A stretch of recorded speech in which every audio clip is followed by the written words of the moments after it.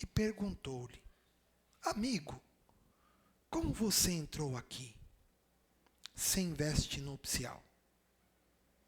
E ele emudeceu.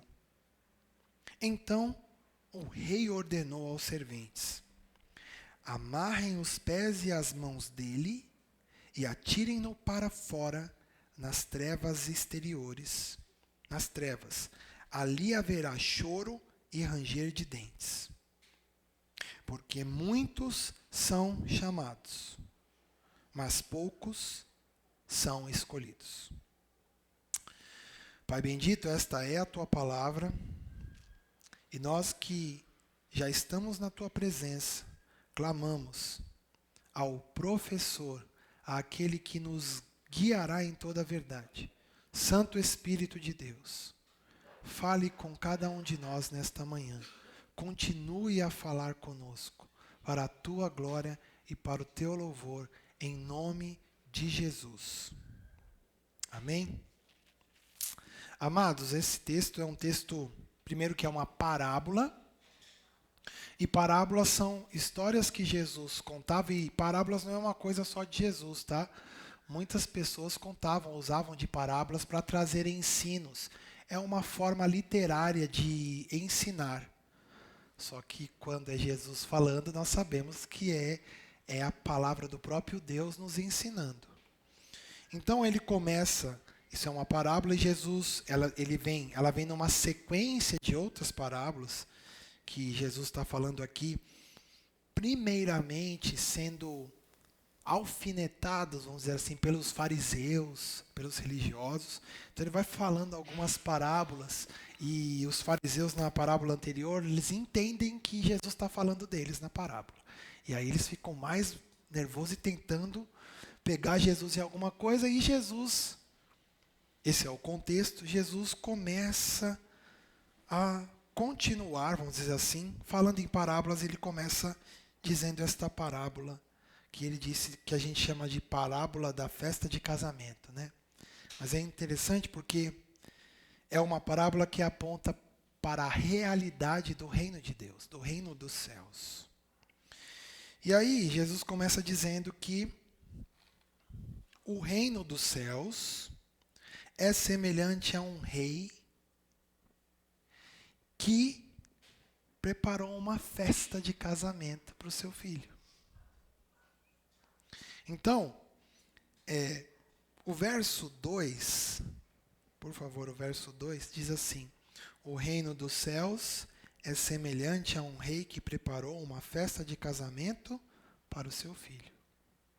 Aqui nós vemos a figura do rei como o pai que preparou a festa de casamento do seu filho. Quem é o seu filho? Jesus.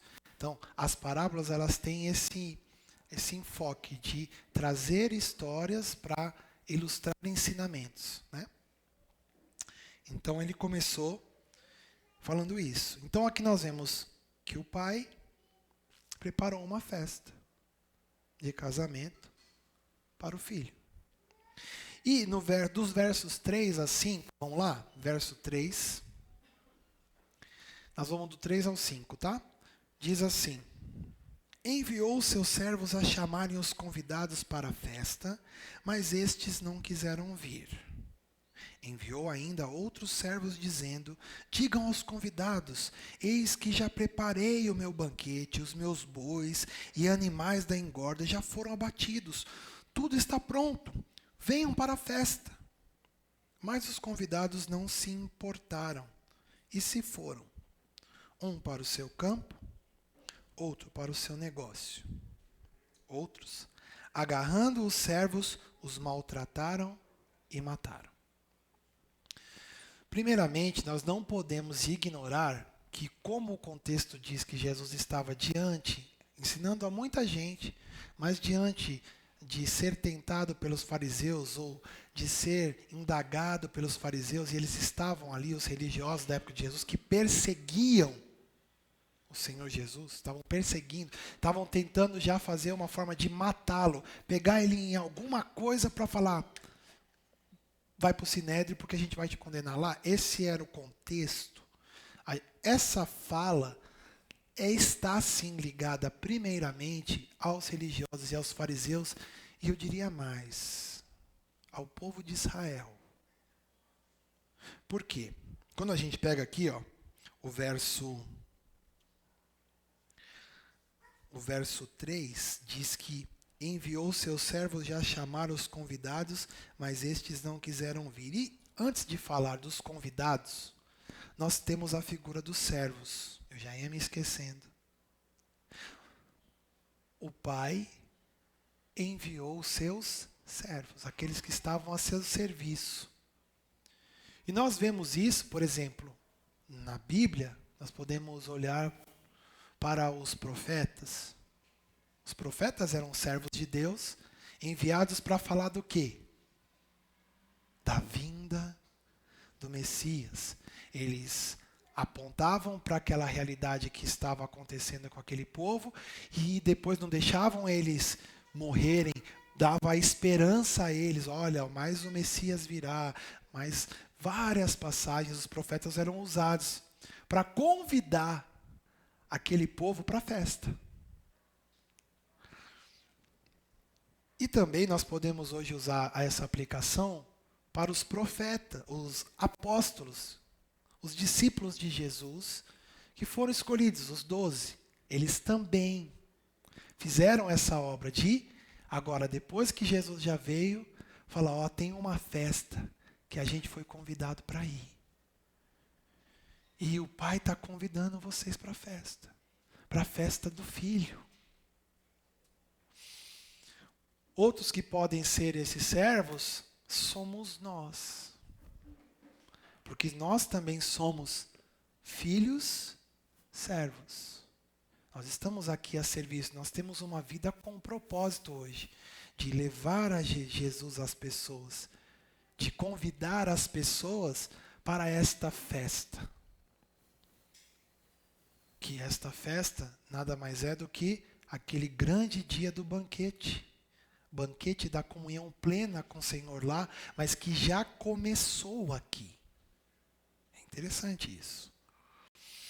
Então os servos seriam esses. E eles, o pai manda, o rei manda lá, segundo a história, esses servos a chamarem os convidados. Mas a resposta foi que eles não quiseram vir. E no 4 diz que enviou ainda outros, dizendo, diga aos convidados, eis que já preparei o meu banquete, os meus bois e os animais da engorda já foram abatidos, tudo está pronto, venham para a festa. Porque o primeiro convite, vem para a festa. Mas de repente, eu não tenho condições de ir na festa. Eu não vou poder levar um presente de casamento. Eu não vou poder contribuir com a gravata do noivo. Estou usando eu não vou poder contribuir. Eu não vou poder levar a carne do churrasco. Eu não vou ter posse. Então, meu irmão, eu não vou. No primeiro convite eu pensei isso, vamos dizer assim, eu sendo um desses convidados. Mas o segundo convite, quando ele manda de novo os servos, ele fala assim, enviou outros servos, digam aos convidados, eis que já preparei o meu banquete. A mesa está pronta. Os meus bois e animais de engorda já foram abatidos. Tudo está pronto. Venham para a festa. O convite para a festa é para ir, porque você é importante de estar na festa. Eu quero você na minha festa. É só isso. Mas e aí? Como é que eu vou? Eu não vou poder levar nada. Não, eu tenho que levar alguma coisa, porque eu fico sem graça de ir numa festa, chegar lá e comer e beber. Mas essa festa aqui, ele está chamando para a gente, para qualquer pessoa aí, sem levar nada. Porque ele já disse aqui que o banquete está pronto. A mesa da comunhão está posta. Depois ele fala assim, os meus bois e animais já foram abatidos, vai ter comida à vontade. E esses bois abatidos apontam também para uma realidade muito importante. Você está se achando injusto de sentar nessa mesa? Já houve animais sacrificados. No caso dos judeus, eles sabiam que animais sacrificados ou animais mortos tinham esse intuito de pagar pecados, de justificar as pessoas. E isso, claro que esse é um evangelho, Mateus é um evangelho escrito mais para judeu. Então, essas figuras para eles fazem muito mais sentido para nós. Mas ele está apontando aqui que esses bois, esse animal que já foi morto, é o cordeiro também. É o sacrifício de Cristo. Então, eu estou te chamando para a mesa do banquete, da comunhão. Ah, mas eu sou injusto, eu não sou digno de chegar nessa mesa. Então, o cordeiro que tira o pecado do mundo já morreu para te salvar. O sacrifício já foi feito. Não tem mérito, é para você vir para a festa. Eu quero você na comunhão. Vem. E aí ele fala mais uma coisa. Tudo está pronto. Uma das frases de Jesus na cruz é, quando ele viu que estava tudo feito, não tinha mais nada para ele fazer, que ele já estava ali das 9, alguns dizem que foram 6 horas, das 9 até as 3 da tarde, na cruz ele ficou mais ou menos, se a gente fosse trazer para os dias de hoje. Ele já tinha morrido em uma das frases dele, já tinha feito, na verdade, o que era para fazer, ainda estava ali agonizando, mas ele fala assim, está consumado. E aí ele inclina a cabeça e entrega o Espírito ao Pai. Tudo está feito. É isso que a parábola está dizendo para os convidados. Olha, a mesa da comunhão está posta, pode vir sentar. É uma festa, é um banquete, tem fartura, tem prosperidade. Você não precisa trazer nada, sou eu que estou dando a festa, eu que preparei, para que você celebre comigo o casamento, o banquete, sente na mesa da comunhão, comigo, com meu filho, se alegrando do que ele fez, se alegrando da comunhão, participando daquilo. E não tem mais nada para fazer, só vem para a festa. Só vem para a festa. Mas, como a gente vê no verso 5, os convidados não se importaram e se foram um para o seu campo, outro para o seu negócio. Outros, agarrando os servos, os maltrataram e mataram. Irmãos, essa parábola fala desta vida na graça, fala também da justificação pela fé, fora as obras. Fala de muita coisa que a gente até estudou hoje na EBD e que a gente tem estudado em Romanos. E primeiramente, como a gente sabe, eu já citei isso, é como se ele falasse assim, o meu povo está mais preocupado com o seu campo, com o seu negócio, e tem uns que estão mais irados com essa minha mensagem, Jesus está falando. E eles vão fazer o que eles fizeram, porque em outras parábolas Jesus fala isso. Vão fazer o que fizeram com os profetas.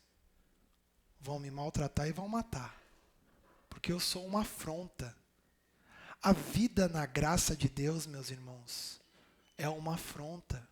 Primeiramente para nós, porque nós não sabemos receber. Nós sempre queremos trocar ou retribuir. E a vida na graça é essa mesa do banquete, ó. Festa, comunhão e a comida. Eu levo, não, tá pronto. A bebida, tem. Fartura, tem. E que falta? Nada. Tá tudo feito. Pode vir, sentar, eu estou convidando. É comigo. Mas nós temos dificuldade. E não só nós, esse povo também tinha essa dificuldade. E aí um foi para diz que os convidados não se importaram. E eu vou entrar num ponto e peço já perdão aos irmãos se de alguma forma o que eu falar aqui não é para ninguém em específico, mas o que eu vou falar é sério e serve para todos nós. A mesa da comunhão do domingo está sempre posta, principalmente para quem está pela internet. Está sempre posta. Mas aqui é interessante porque diz que os convidados, com todo esse convite, não se importaram, não deram importância, ou não priorizaram ir à festa de comunhão. Por quê? Porque foram para o seu campo, e campo fala de fazendeiro, uma terra, alguém que tem o seu campo para trabalhar. E no campo o que a gente faz? A gente lavra. A gente trabalha para olhar e ver, aqui nasceu o pé de não sei do que. Ali, tem que podar aqui, tem que cuidar. E não tem nada de errado em ter o seu campo. O problema é o seu campo te tirar da mesa da comunhão. Do tempo da comunhão. O campo ser algo que você está entendendo que é mais importante do que a comunhão. E assim também tem o outro que foi para o seu negócio. Então eu tenho um negócio. E aí, eu fui chamado para a festa, eu não estou me importando com nada, eu estou me importando com o meu negócio. Como é que o meu negócio vai rodar? Não, mas a festa está... Não, mas eu não posso deixar o meu negócio. Porque o meu negócio é algo que é muito mais importante para mim do que, e assim serve também para o campo, do que estar aqui aos domingos pela manhã. Pode ser. Que o meu campo e o meu negócio é muito mais importante do que receber. E, no caso da comunhão é daqui para aqui, dali para cá, é compartilhar, né? Porque a mesa é um lugar da gente repartir. A gente acha que a mesa é lugar da gente comer. Mas a mesa também é lugar de repartir. Por que está falando isso, irmãos? Porque muitas vezes eu tenho visto, andando, conversando pela internet, vendo como os irmãos se lidam com a questão da comunhão da igreja. Alguns já são desigrejados, não querem saber de igreja, não querem... Temos várias questões. E há uma questão que se esquece. O domingo, para nós cristãos, que é o primeiro dia da semana, ele é o dia da comunhão, sim. Por exemplo, esta igreja, a reunião do corpo, dos membros, deste corpo que se reúne, desses filhos da casa dos filhos, que se reúnem aqui, e está aberta a comunhão de todas as pessoas, mas esses é no domingo pela manhã. Então, eu penso, olhando para a palavra, que não faz sentido para mim não priorizar a comunhão. Eu diria mais, não é importante, é como o outro falou ali, não se importaram, parece que não se importa. Isso não tem importância. O que tem importância é qualquer outra coisa no domingo. O almoço, eu tenho que fazer isso, tenho que fazer aquilo, tenho que lavar, tenho que passar. A mesa da comunhão não é importante. O sentar à mesa com o Senhor no dia da ceia. Aí tem outros também que só vêm no dia da ceia. E desaparece o mês inteiro como se... Eu tenho que ticar um negócio. Não, meu irmão, a partir do momento que nós estamos na comunhão, é importante que a gente experimente, viva nessa comunhão. Essa é a nossa vida. Então, no domingo, qual deveria... Eu estou falando isso, irmãos, de coração aberto. Qual seria a minha prioridade? Mas o Brasil vai jogar a Copa. Aí eu digo para você, se tiver a quarta de final de manhã, e se tiver a final de manhã, nós vamos botar um telão aqui? É isso? Pode ser, se a gente combinar que a gente quiser fazer isso, pode. E aí a gente vai fazer o culto à tarde, à noite, porque a gente não vai deixar de se reunir. E não estou dizendo para não assistir futebol, eu estou dizendo qual é o compromisso. Qual é o seu compromisso? Qual é o meu compromisso? Hoje nós estamos num tempo onde palavra de um com o outro, palavra, para que tem palavra? Tem que ter tudo contrato, porque é palavra. E o compromisso? Não, eu tenho, para com isso. Isso não se aplica a nós que estamos sentados na mesa da festa, que fomos convidados e recebemos o convite e tudo que está ali para nós. Isso não condiz com nós. Mas é interessante porque tudo estava assim, tudo estava pronto, mas esses não se importaram. Cada um foi para o seu campo. Foi para o seu campo. Foi para o seu negócio. Porque agora eu tenho que priorizar o meu negócio. Agora eu tenho que priorizar o meu campo. É a hora da colheita. Meu irmão, você pode colher segunda, terça, quarta, quinta, sexta e sábado. Você vai deixar para colher no domingo? No único dia que a gente tem, vamos dizer assim, que a gente, como, vou dizer aqui, Igreja Casa dos Filhos, temos um compromisso de nos reunir como igreja no domingo de manhã. Não vir no domingo de manhã para nós deveria ser exceção da exceção. Ou por alguma coisa muito excepcional. Mas nós estamos deixando isso ser normal. E eu não estou dizendo só daqui. A gente está meio frouxo nisso. É porque os irmãos entendem. Porque a gente é tudo irmão. A gente é tudo irmão. Mas Deus não é bobo. E aí eu não vou entrar aqui na motivação do seu coração, porque eu não conheço. Mas o Espírito Santo com certeza te convence nesse momento do pecado, da justiça e do juízo. Se há pecado, é isso mesmo que Deus está dizendo para você. Você não está priorizando a comunhão. E eu não estou priorizando a comunhão se for assim. Não, mas como acontece, eu também passo por isso, às vezes acontece comigo também, já aconteceu mais, mas eu fui me policiando e fui entendendo isso que eu estou dizendo para vocês. Não, mas eu tenho que trabalhar todo domingo. Eu tenho que trabalhar todo domingo. Então, as duas uma. Ou a igreja vai mudar de dia, ou você vai mudar de igreja.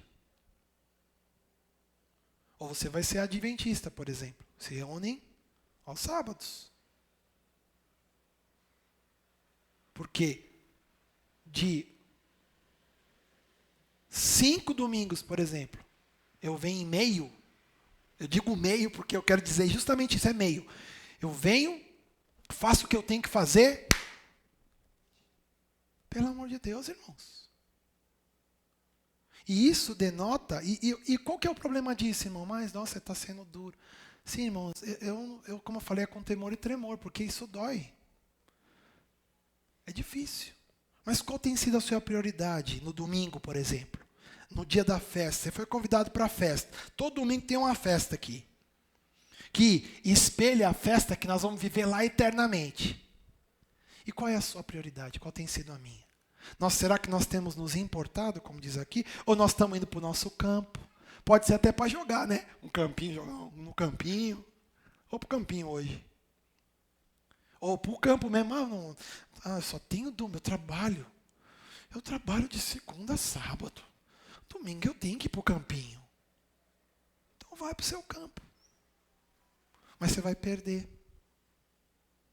Você está fazendo uma escolha. E a mesa da comunhão? Onde entrou na sua escolha? Ela não entra porque ela não é prioridade. Ela não é a prioridade no domingo.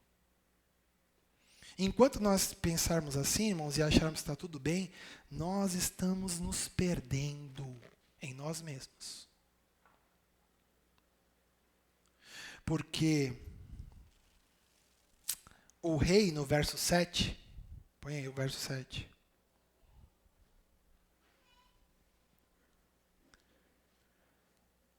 O rei ficou furioso e, enviando suas tropas, exterminou aqueles assassinos e incendiou a cidade deles. Deixa eu te perguntar uma coisa. Você viu que no 6, a gente viu que no 6, pode pôr o 6 só para a gente colocar aí. Diz que um não se importou, quis ir para o seu campo. O outro quis cuidar do seu negócio. E outros agarraram os servos que estavam convidando para a festa. Maltrataram eles e mataram. E aqui é explicitamente dito, lá, aplicando para aquele tempo, o que os fariseus faziam sempre. Jesus fala, vocês sempre matam os profetas que foram enviados por Deus. Vocês sempre matam.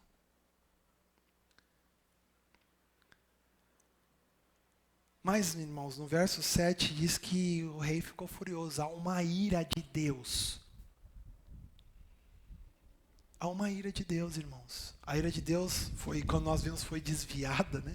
Pela propiciação, pela propiciação de Cristo sobre a nossa vida, mas isso não nos dá o direito de negligenciarmos ou de não nos importarmos com a festa.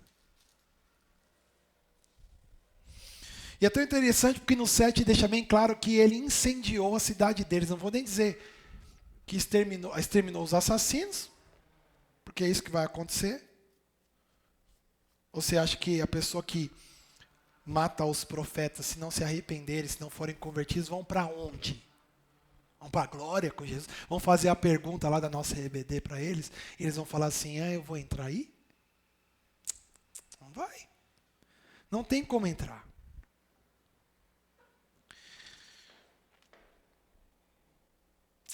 E é interessante porque ele diz que incendiou a cidade deles, ao final do versículo 7. E incendiou a cidade deles. Deixa eu te perguntar uma coisinha. O negócio e o campo estavam onde?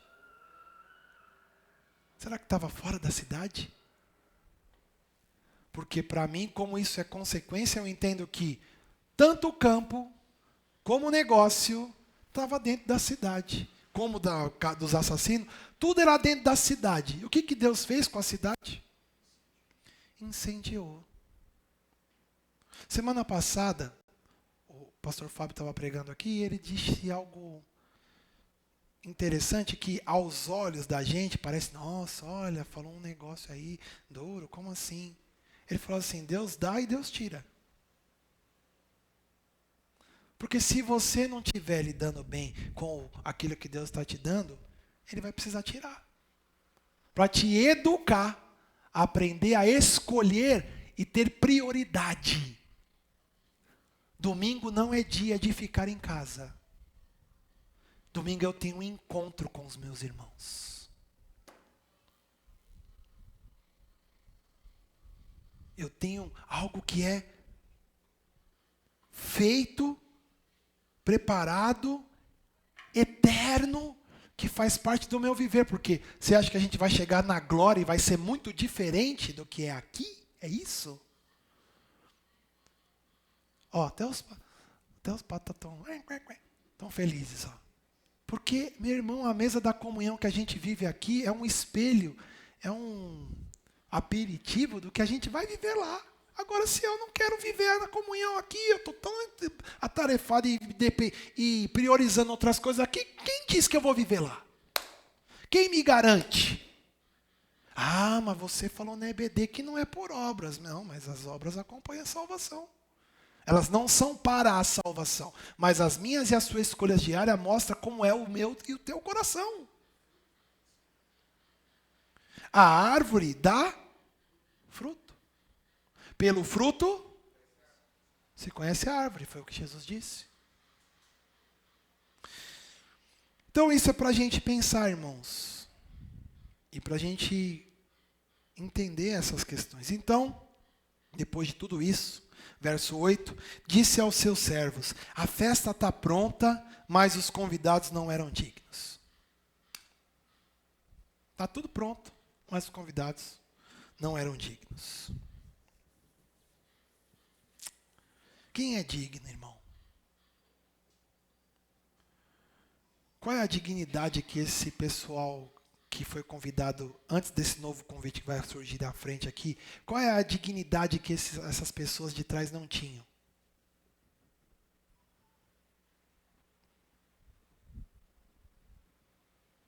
De receber.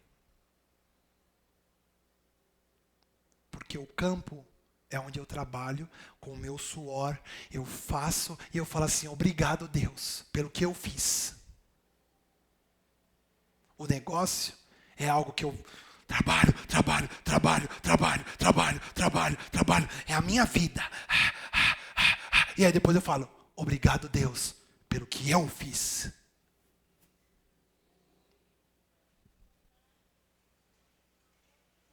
Eu não preciso nem falar que o problema não é o campo nem o negócio, né? É o olhar. É como você está vivendo isso. Como eu estou vivendo isso. Onde está a prioridade? Onde está o compromisso? Que é essencial. O que eu tenho dado prioridade? O problema não é o campo. Mas esses não eram dignos porque eles não gostavam de receber. Eles gostavam de fazer para mostrar. Não, a festa está pronta, não tem nada para fazer lá. Ah, Deus me livre, que negócio esquisito esse de ir numa festa que eu não vou levar comida. Tem uma festa que eu não vou de casamento, que é para eu sentar, está tudo feito. Não, eu não me sinto bem no lugar desse. Por quê? Porque não estamos acostumados a receber graça. Nós gostamos de viver no nosso mérito. Nós gostamos de retribuir. Se alguém nos dá algo, eu tenho que lhe retribuir. O problema é quando você não tem o que retribuir. Porque chega um momento que você não tem como retribuir. Você só pode receber e agradecer. E aí é o que acontece aqui, mais na frente, olha o que acontece. 8. Então disse aos seus servos: a festa está pronta, mas os convidados não eram dignos. 9. Vão, pois, às encruzilhadas dos caminhos. Convidem para o banquete todos os que vocês encontrarem. Esse convite da mesa não é para um grupo especial. É feito a todos. Vão. Quem vocês encontrarem. E saindo aqueles servos pelas estradas, reuniram todos os que encontraram. Todos os que encontraram. Maus e bons. Por quê? Porque não importa se é mau ou se é bom. Tem a ver com aquilo que eu fiz. E a mesa está pronta para você comer e repartir e viver na comunhão. Maus e bons. Em Lucas diz: os pobres, os aleijados, os que não são, foram convidados. E encheu de gente assim. Gente que se de repente entrasse aqui, a gente ia ficar olhar assim diferente. Nossa, essa pessoa não é daqui do nosso... Ou então a gente olhava e falava assim: essa pessoa, nossa, tá um pouco... Precisa tomar um banhinho, né? Precisa de um tratamento. É esses que foram convidados nessa segunda vez. Os que não podiam, os que não tinham condições. Não sei você, eu me encaixo nesses. Eu não tenho condições. Eu não tinha condições de sentar na mesa. Eu não tenho nada, mesmo que eu possa fazer muitas coisas, eu não tenho nada para retribuir ao Senhor. Nada. Nada. Tudo que eu tenho que vem dele. E eu tenho aprendido aquela história que Paulo conta lá. Eu sei o que é ter fartura, eu sei o que é padecer a necessidade, eu estou em todo o tempo, estou aprendendo, porque eu posso todas as coisas naquele que me fortalece. É o quê? É aprender a viver na fartura e aprender a viver na necessidade. Eu diria, é aprender a repartir na fartura e aprender a repartir na necessidade. Isso é um ponto. Mas esses encheu de convidados. Então o banquete ficou cheio de convidados. Gente que não era. E entrou todo mundo. Só que tem uma questão. Verso 11.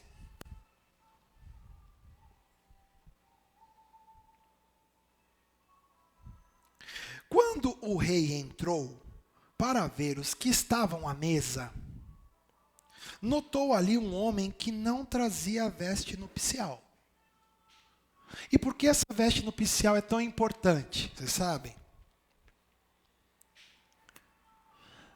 Na cultura do pessoal aqui, os judeus principalmente, que tinham essa cultura, no casamento, por exemplo, você me convidou para o seu casamento. Eu não posso ir com a minha roupa. Eu não posso. Você vai falar, nem hoje fala assim, a cor é azul e verde. Pega a roupa lá e loca e vai com a roupa. Na cultura judaica, na festa quando você é convidado para uma festa, você não pode ir com a sua roupa. Quem está fazendo a festa é que te dá a roupa. Você só pode entrar na festa com a roupa que te deram. E quem dá a roupa é o mesmo que fez o banquete, chamou para a comunhão. O mesmo que entregou o filho para ser sacrificado, para que você pudesse ser justificado. E é o mesmo que está te chamando para viver esta nova vida, diariamente na comunhão com os irmãos, sempre. Mas o rei entrou na festa e tinha um que não tinha a veste nupcial. E aí, qual foi a resposta? Ele perguntou, verso 12. Amigo, como você entrou aqui sem veste nupcial? Lembra da pergunta da EBD hoje de manhã? Como você entrou aqui? E o que aconteceu? Ele não soube responder. Ele emudeceu.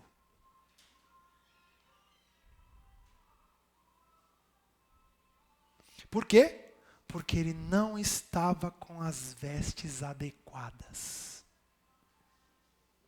Ele tinha conseguido entrar na festa, ele foi chamado, ele entrou na festa, mas ele entrou do jeito dele.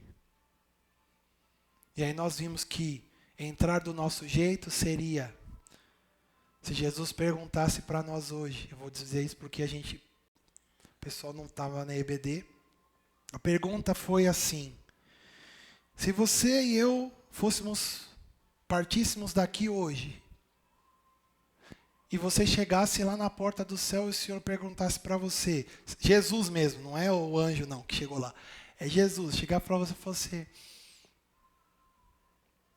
me responde uma coisa, deixa eu te perguntar uma coisa. Por que eu deveria deixar você entrar no meu céu? Ou, por que eu deveria deixar você sentar na mesa do banquete?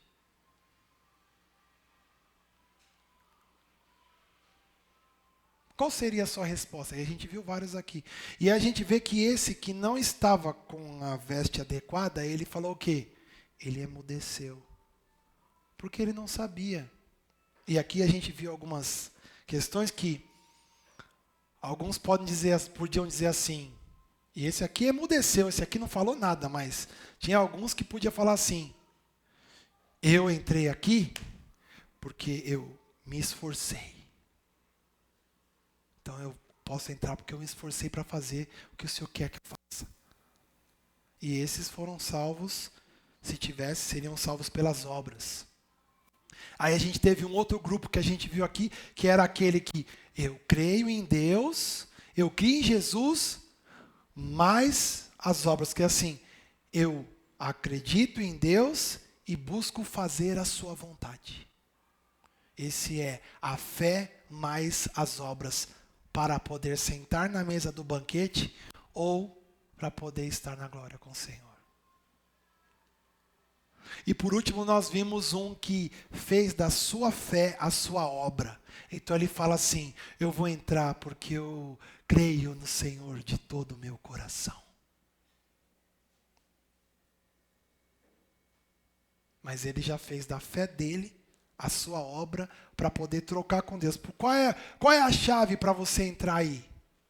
É que a minha fé. E aí nós vimos que as coisas não são assim. Não pode ser desse jeito. Até porque, como nós vimos, e eu quero ler esse texto para terminar. Não, primeiro eu tenho que continuar aqui. Não dá para falar agora, irmão, isso aí. Mas é o seguinte.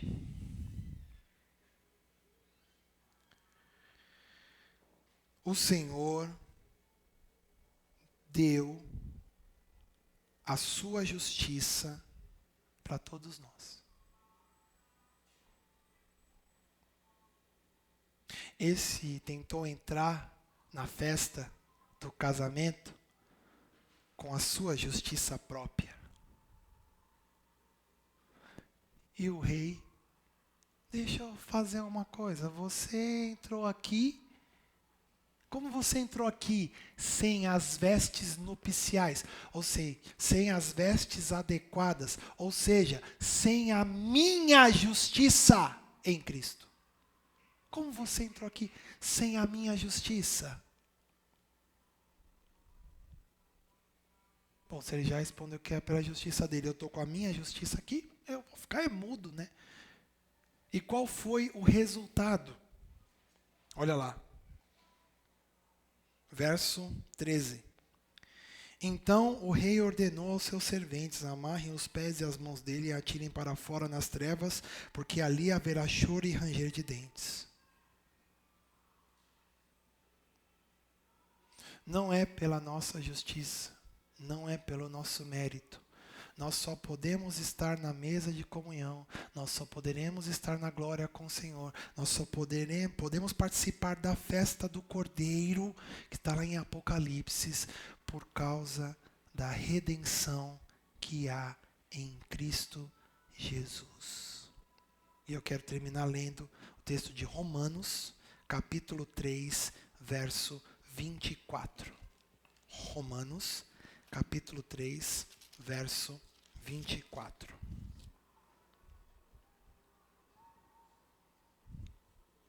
Pode pôr o 23 primeiro.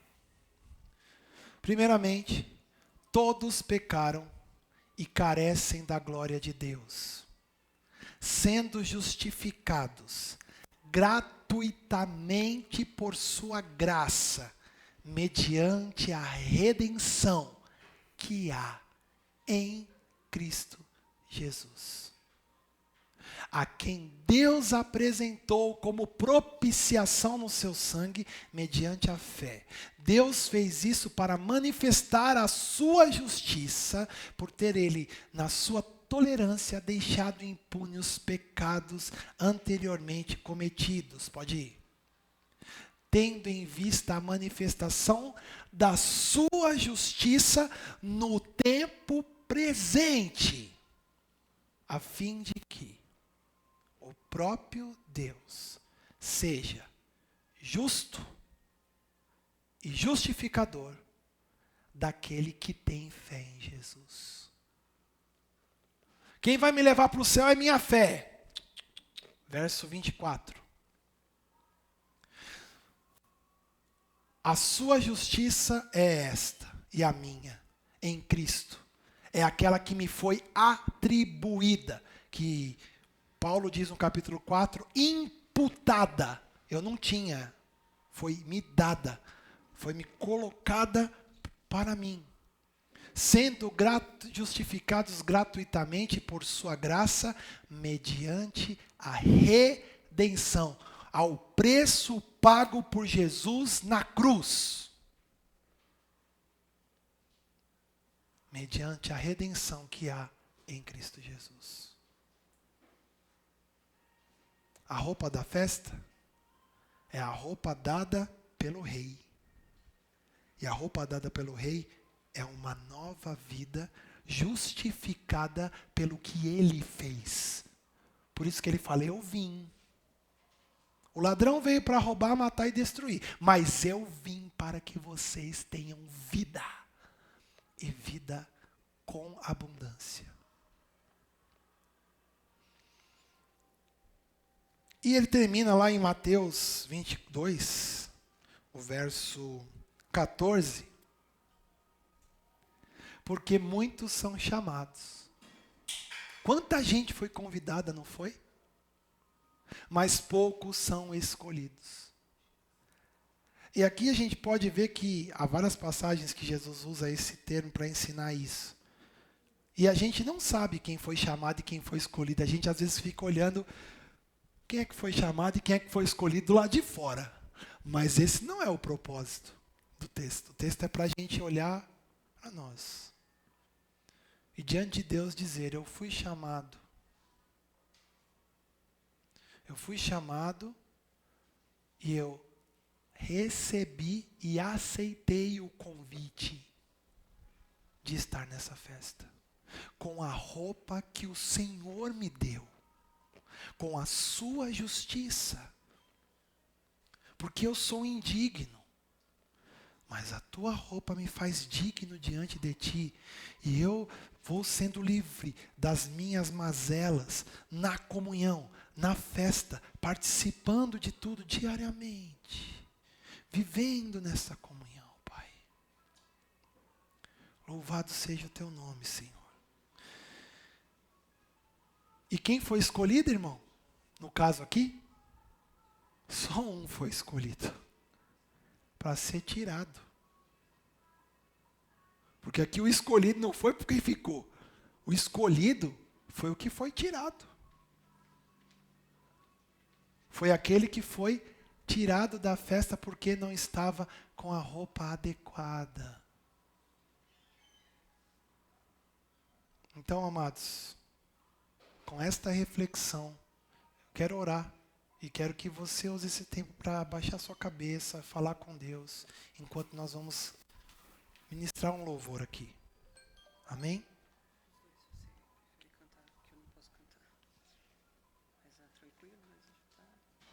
É tranquilo.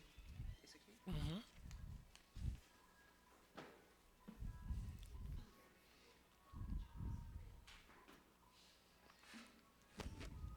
Aleluia. Vamos orar? Pai bendito, esta é a tua palavra. E nós estamos diante, Pai, teu banquete diário.